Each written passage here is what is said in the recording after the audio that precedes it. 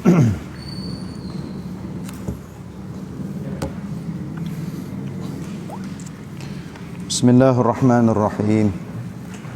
Alhamdulillahirabbil alamin.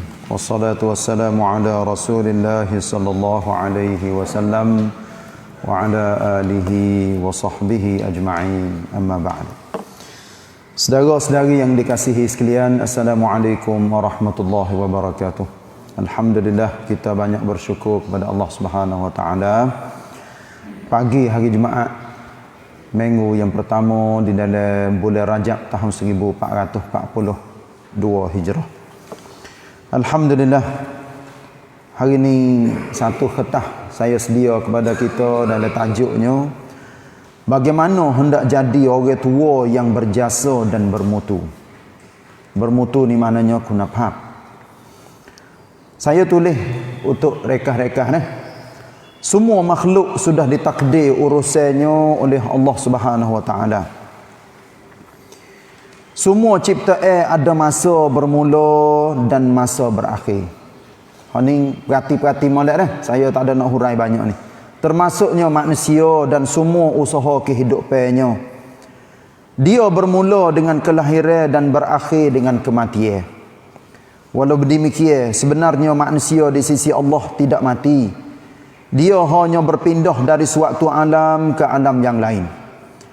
Nilai hidupnya tetap dikira dan dihisap untuk menerima balasan yang sepatutnya setelah dibangkit ke alam akhirat nanti.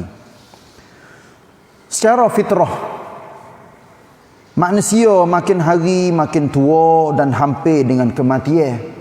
Walaupun semua orang ingin berumur panjang. Sesiapa yang berumur lanjut, maka hendaklah dia menjadi orang berjasa dan berfaedah kepada anak cucu dan orang ramai. Sama ada dengan mencurah ilmu, pengalaman, kebolehan dan sebagainya. Kerana maksud orang tua bukan sahaja orang berumur lanjut atau sudah lama hidup, tetapi diarti juga dengan pemimpin. Hak ni pemimpin maknanya punam tu. Orang yang berpengalaman, penasihat, diperiksa tu dan lain-lain. Ha ni ada di dalam Kamus Dewan muka 1715. Sememangnya orang tua adalah orang yang sudah berumur. Ha ni hak cerak-cerak ada, kan. Orang tua biasanya orang yang berumur lah. Maka terhenti di atasnya sendiri sama ada hendak memilih apa ni? Pilihlah jalan kebaikan atau kejahatan. Situ duk rasa tak sedap sikit saya tulis tu. Jadi duk dia orang tua tu sendiri nak pilih jalan mana. Bukan sedikit warga tua menuju ke arah agama. Ha ni kita tengok kantun tua orang tua dah. Pergi ke agama lah banyak dan menumpu kepada kebaikan. Kerana apa tu? Kerana yakin bahawa tidak lama nanti dia akan mati. Dia baliknya orang tua yang lagu tu pergi ikut sejik belakang mengaji belakang dah. Kalau dia orang tua tak mengaji lagi teruk benar dah tu. Ha ni hak saya tulis di belakang ni, tetapi masih ada warga tua. Apa? Masih bersukaria dengan maksiat dan berdosa besar sampai mengakhiri umurnya dalam lubuk dosa dan durhaka. Wal iyazubillah. Mati dalam maksiat, tua-tua hebat dah. Tak agak pergi dah. Berkata Abul Hasan An-Nadwi rahimahullah dalam kitab Ilal Islam min Jadid muka 162. Abul Hasan kata kan, maksudnya saya hari maksud lalu dah. Kita sudah tua, tetapi kenapa kau akal fikirnya tidak matang seperti umur kita? Sebab tu jangan jadi orang tua tapi mikir supaya budak. Orang tua kena mikir pasal mata lah sikit. Gitu dia nak nasihat kepada orang ramai. Kadang-kadang ketua negara juga tidak matang dalam fikirnya. Tidak mahu kepada agama. Mereka hanya mahu kepada politik, dunia, syahwat, sukaria. Masya Allah. Fikirnya mereka masih budak dan tidak masak. Setengah-setengah punam. Ni kita gambar katanya hak dia misal ni Orang jadi punam pratet. Cuba kita fikir hak pasal nana orang tua tu kadang-kadang umur 60 70 tapi mikir supaya budak umur 2 13. Tu. Maknanya tak mati, tak masuk dalam ham mikir. Ingatlah bahawa setiap perkara dalam hidup akan disoal oleh Allah Subhanahu Wa Taala, termasuknya umur, masa muda, rezeki dan ilmu pengetahuan. Ni Tuhan akan tanya kita belaka ni. Lepas kita kena jawab. Firman Allah Subhanahu Wa Taala, A'udzubillahi minasyaitonirrajim. Wa man nu'ammirhu nunakkishu fil khalqi afala ya'qilun.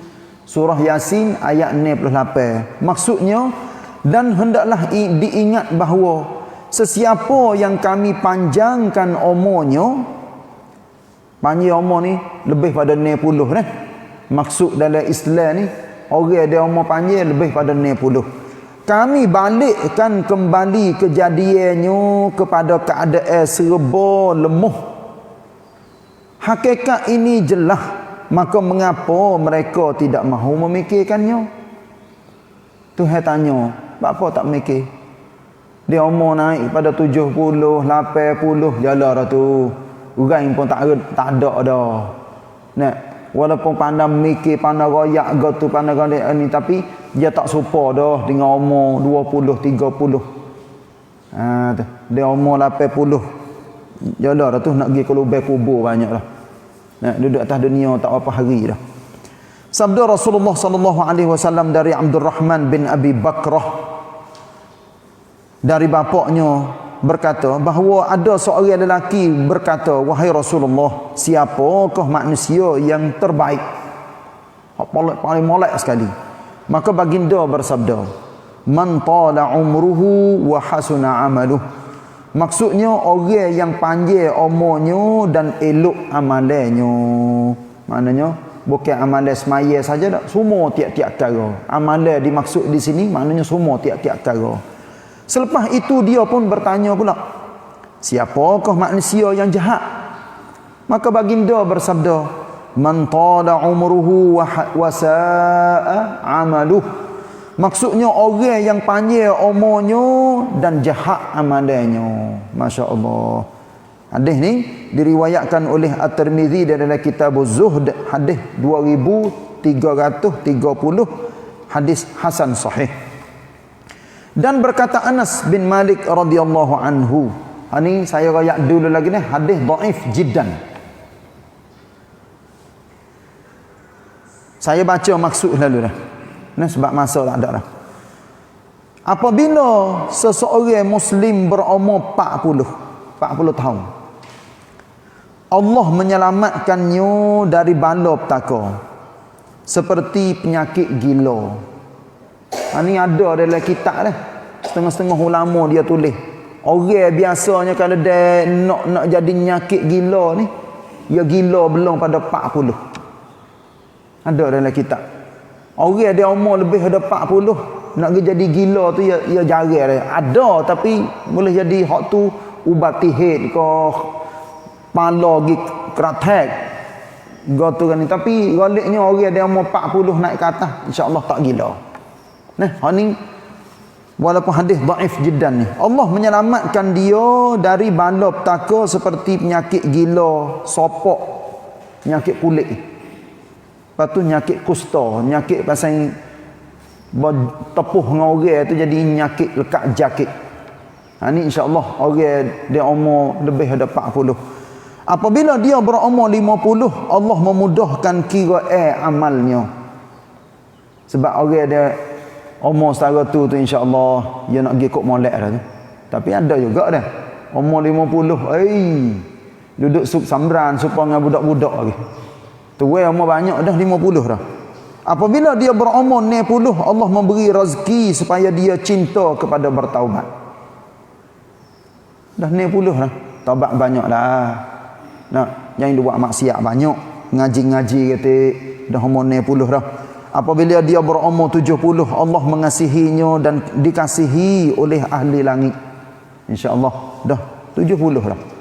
Malaikat-malaikat pun bakat kena belaka. Alhamdulillah.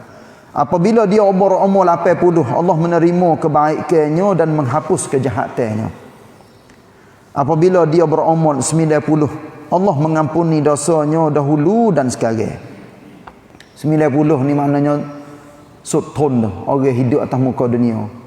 Nah, tak gerak benar dah 90. Dan dia dinamakan tawanan Allah di muka bumi, seperti diberi syafaat kepada keluarga dan diberi syafaat kepada keluarganya.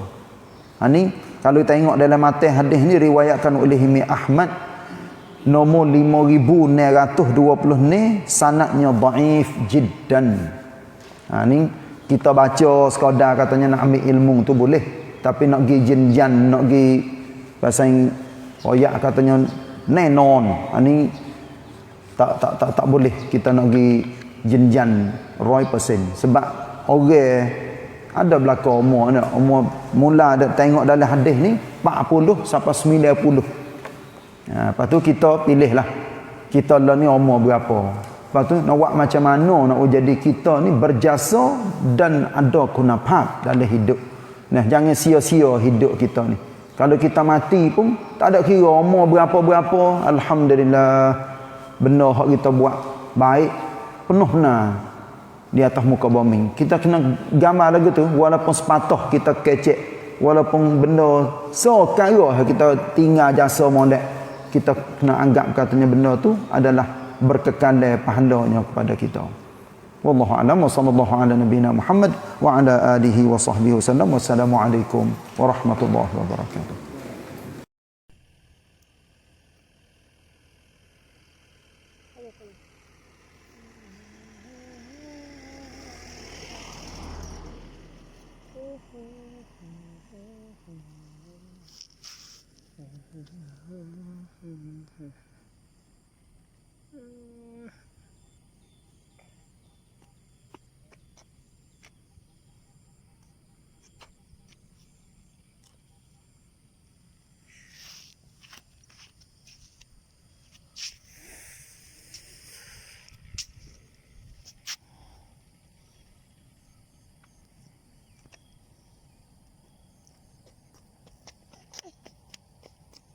Misalnya laba, enggak.